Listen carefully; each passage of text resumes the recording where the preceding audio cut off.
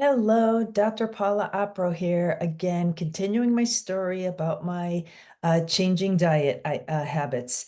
So, in my last video, I mentioned that something interesting happened to me yesterday, and I wanted to share it with you. So, since I've been back from Italy, I've been eating just about everything I want. I've been having some beer and wine, and I've been having sugar and gluten and dairy, just a little bit of dairy, but still, I'm having a little bit of cheese here and there. So yesterday was the weekend, and I attended a really big picnic where it was a potluck picnic where there was 100 people and everybody brought something. So there was so much food on the food table. And I, of course, was not about to stop my trend of eating whatever I wanted. So I had pasta, I had bread, I had sweets galore. And that was about noon. And I got through most of the day and I was absolutely fine. And then around, I guess it was 4:30, right before dinner time, my husband and I took a hike. And during that hike, holy cow, my stomach started to kill me. It felt like I had a balloon in my stomach and it was getting bigger and bigger. And I thought I would explode. And I just thought, boy, isn't that weird? How come I didn't get the stomach ache right after I had all of those really bad foods?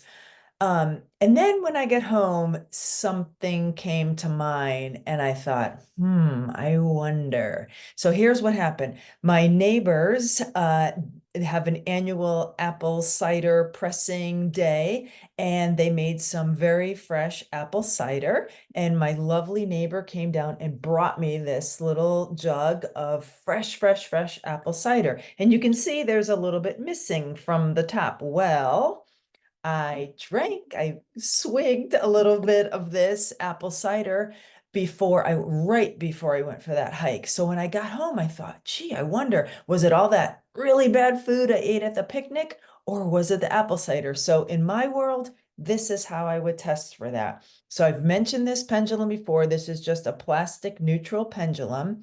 And I'm going to put this down so you could see how I would do this in real life.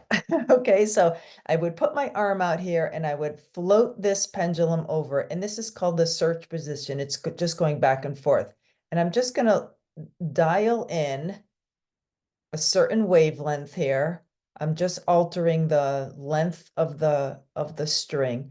And now it's circling in a clockwise position. You can see it's circling nice and strong. And that's pretty much telling me that I'm pretty good and healthy right now because we want to be going in a clockwise position.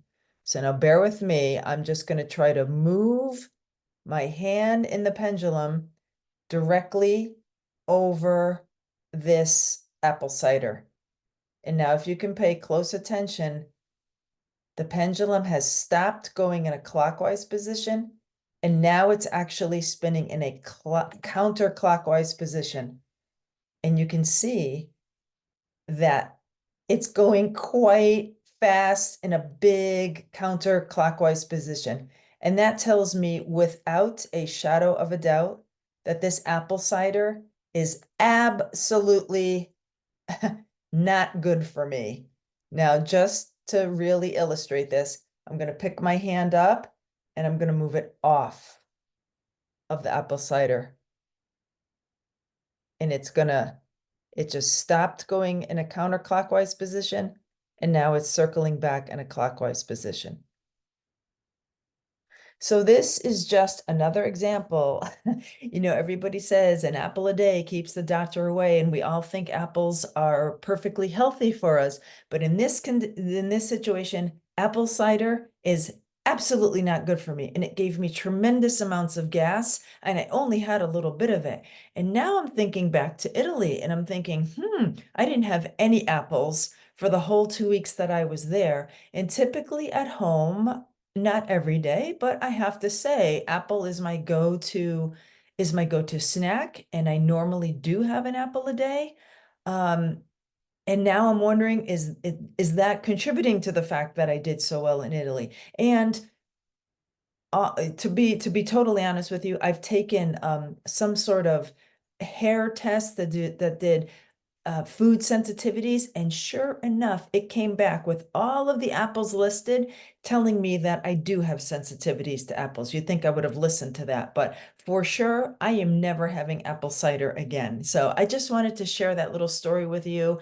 And the good news is, it wasn't the pasta and it wasn't the sweets that I had that gave me the stomach ache. I did just fine after that picnic food.